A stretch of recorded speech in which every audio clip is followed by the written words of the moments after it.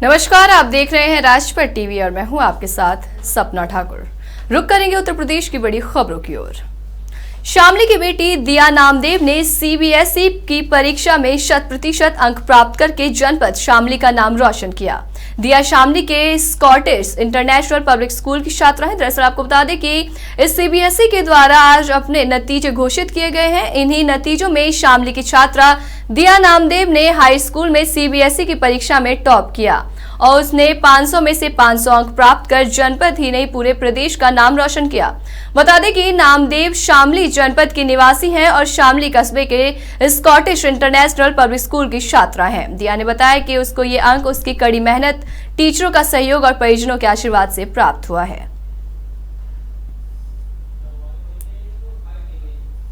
Teachers ने बहुत help की है, पेरेंट्स ने भी बहुत हेल्प की है, सबने बहुत मदद की, सबने बहुत अच्छे से गाइड किया था, उसके बाद ही सब कुछ हो पाया। किसी तरह की कोई कोचिंग भी ली? नहीं सर सेल्फ स्टडी और स्कूल के साथ सब ये बहुत सब कर सकते हैं। बहुत अपना आप मेहनत करते रहो, अपने टीचर्स की सुनते रहो और अपनी एनसीईआरटी बुक्स को अच्छे से पढ़ो। मैनपुरी जनपद के थाना घिघोर में एसबीआई पॉइंट संचालक की लूट के बाद हत्या कर दी गई। बीती देर रात उसका शव सड़क किनारे पड़ा मिला। पास में ही उसकी कार लावारिस हालत में खड़ी मिली। सूचना पर पहुंची पुलिस ने घटनास्थल का निरीक्षण किया। पुलिस के अनुसार एसबीआई पॉइंट संचालक की चाकू से गोदकर हत्या की गई। पुलिस ने शव को पोस्टमार्टम के लिए भेजने के साथ ही मामले की छानबीन शुरू कर दी है।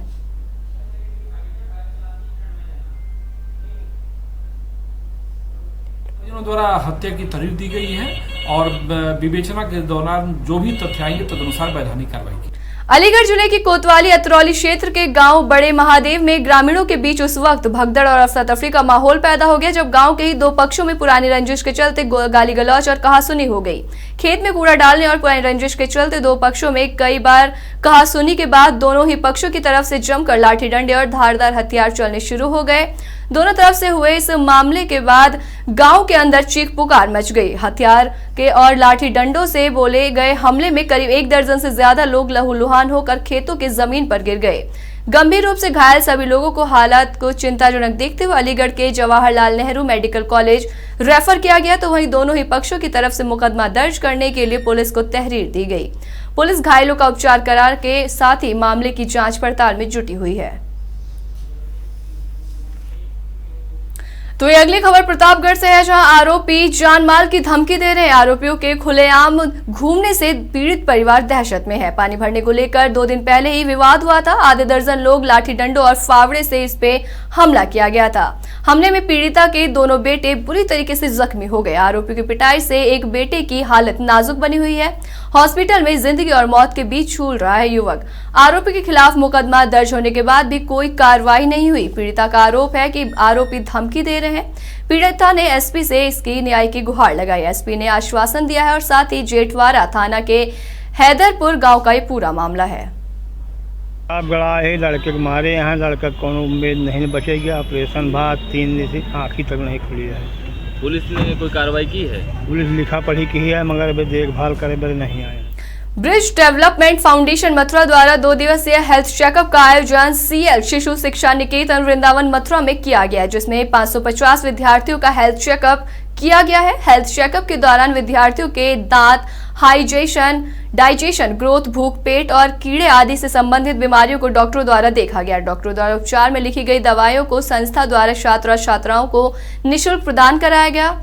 डॉक्टरों द्वारा छात्र छात्राओं को स्वस्थ रहने के टिप्स दिए गए। डॉक्टरों ने बोला कि छात्र छात्राओं को दांतों की कैविटी और सिर दर्द के बारे में समझाने के साथ ये भी बताया गया कि अधिक मोबाइल देखने से आपकी आंखों के साथ साथ दिमाग की भी कमजोरी की बीमारी हो सकती है, इसलिए मोबाइल छात्र और छात्राओं को नहीं देखना चाहिए। संस्था द्वारा प्रत्येक छात्र और छात्राओं को मल्टीविटामिन, कैल्शियम, पेट के कीड़े की दवा भी निःशुल्क वितरित की गई।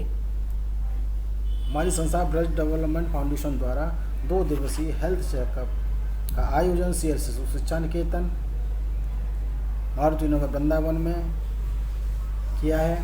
इसमें लगभग 550 छात्र एवं छात्राओं का हेल्थ चेकअप किया गया। डॉक्टर की परामर्श के अनुसार छात्र एवं छात्राओं को निःशुल्क दवाओं का वितरण हमारी संस्था द्वारा किया गया है।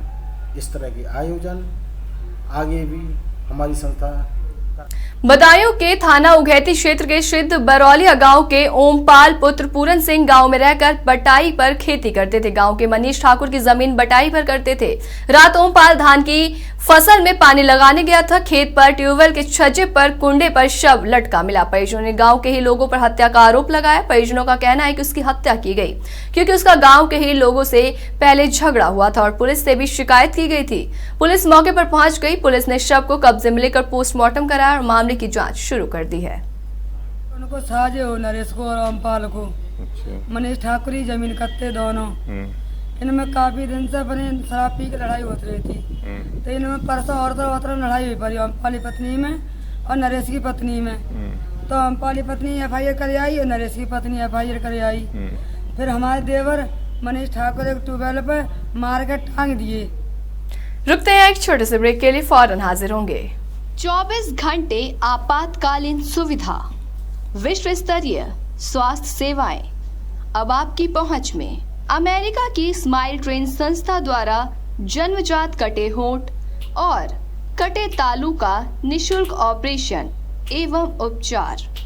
अमेरिका की स्माइल ट्रेन संस्था अब राष्ट्रीय बाल स्वास्थ्य कार्यक्रम से भी संबद्ध।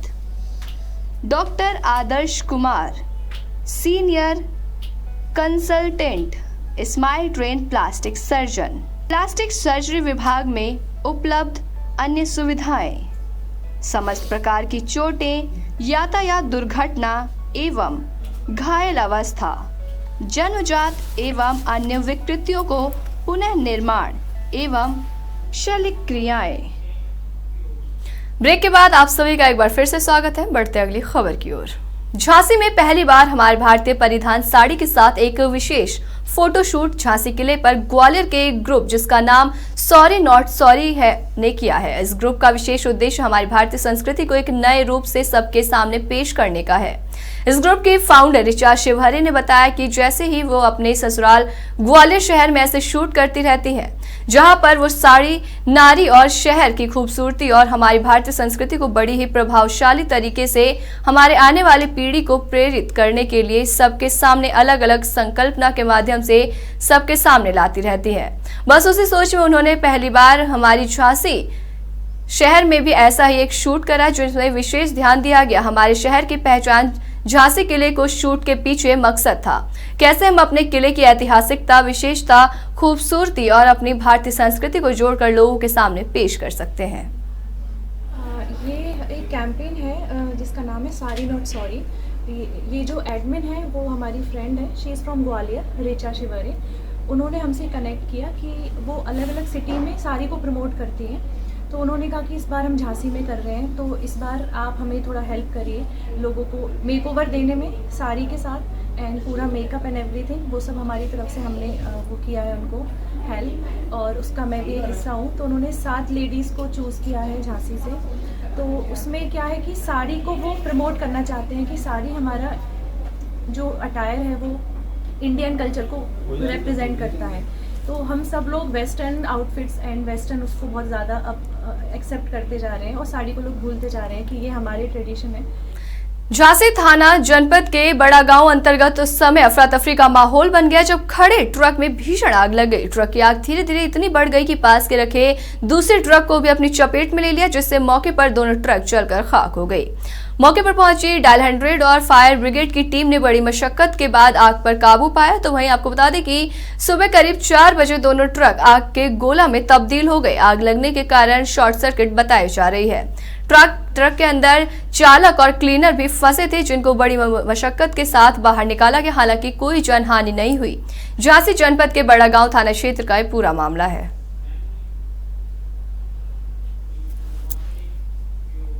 मैनपुरी में नसबंदी के दौरान एक महिला की हालत बिगड़ गई। कुरावली सामुदायिक स्वास्थ्य केंद्र में तबीयत बिगड़ती तो उसे सीधे सैफई मेडिकल कॉलेज रेफर करा दिया गया, जहां उपचार के दौरान महिला की मौत हो गई। महिला की मौत हुई तो स्वास्थ्य विभाग में हड़कंप मच गया। सीएमओ डॉक्टर पीपी सिंह चिकित्सकों की टीम लेकर सैफई पहुंच गए, परिजनों को हर संभव मदद का भरोसा दिलाया।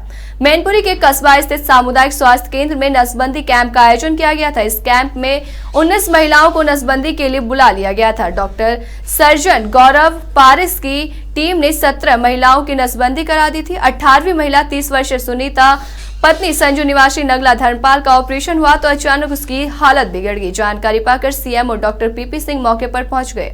उन्होंने तत्काल महिला को सैफई मेडिकल कॉलेज भिजवाया। सीएमओ डॉक्टर पारिक के साथ अस्पताल पहुंच गए लेकिन महिला को बचा नहीं सके। कुरावली में निर्धारित प्रक्रिया के तहत महिला नसबंदी कैंप संचालित हुआ और वहां पर 18 लोगों का ऑपरेशन हुआ, जिनमें 17 लोग और एक महिला की तबीयत बिगड़ी, उसको तत्काल उपचार दिया गया।